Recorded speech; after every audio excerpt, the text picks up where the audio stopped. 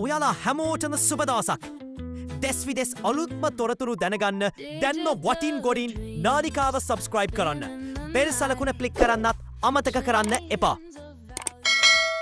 පෙරදිග කලාප ඇති වෙලා තියෙන යුදමය තත්ත්වය අඛණ්ඩව අපේ රටට බලපාමින් තිබෙනවා. ඒ නිසා අපි සමහර ගැටලු නිරාකරණය කිරීම සඳහා ආර්ථික කළමනාකරණ ඇතුළේ සැලකිය යුතු මැදිහත් වීමක් කරලා තියෙනවා. විදේශ වල ඉන්න ශ්‍රී ලාංකිකයන් අපි ඉල්ලනවා හෙට ගණන් යයි අනිද්දා ගණන් යයි කියලා ඩොලර් එක රඳවන්න ඕනේ නැහැ. ඔබ රටට ඩොලර් ටික එවන්න. ඒ වගේම සංචාරක ව්‍යාපාරයෙන් එන ඩොලර් ටික ගෙන්නන්න. ඒ නිසා අපි රටේ පුරවැසියන් ලෙස අනවශ්‍ය පරිභෝජනයන් සඳහා කරන මිලදී ගැනීම් වලින් අපි යම් ප්‍රමාණයකට ඈත් වුණොත් අපිට ඩොලර් සංචිතය යම් ප්‍රමාණයට හෝ රැක ගන්න පුළුවන්කම තියෙනවා. ඒ අර්බුදයට උත්තර ලෙස රජය ගන්නා වූ ක්‍රියාමාර්ගات එක්ක අත්වැල් බැඳගෙන ආර්ථික ස්ථාවරත්වය ආරක්ෂා කරන ඉදිරියට යන්න එකතු වෙන්න කියන ආරාධනය අපි කරනවා. මේ තියෙන්නේ රට මීට වඩා අර්බුදයට කියපු වෙලාවේ සුල්නන්දනති මහත්තයා කියපු දේ.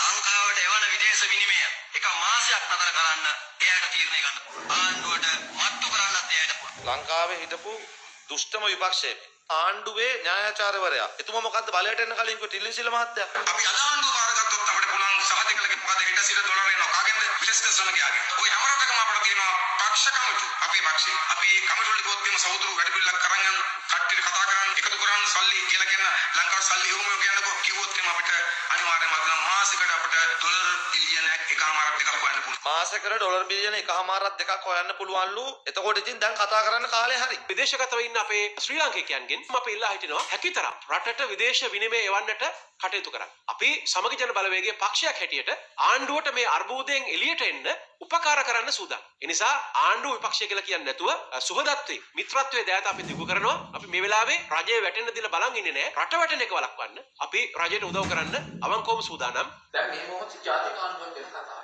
මේකට අත ගහන්න ඕනද?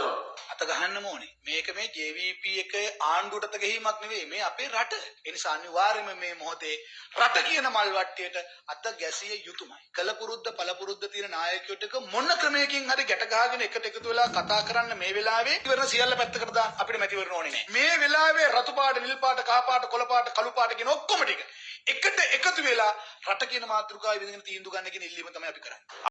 දැන්ම අපගේ නාලිකාව සබස්ක්‍රයිබ් කරන්න. ඔයාලට සුබ දවසක්.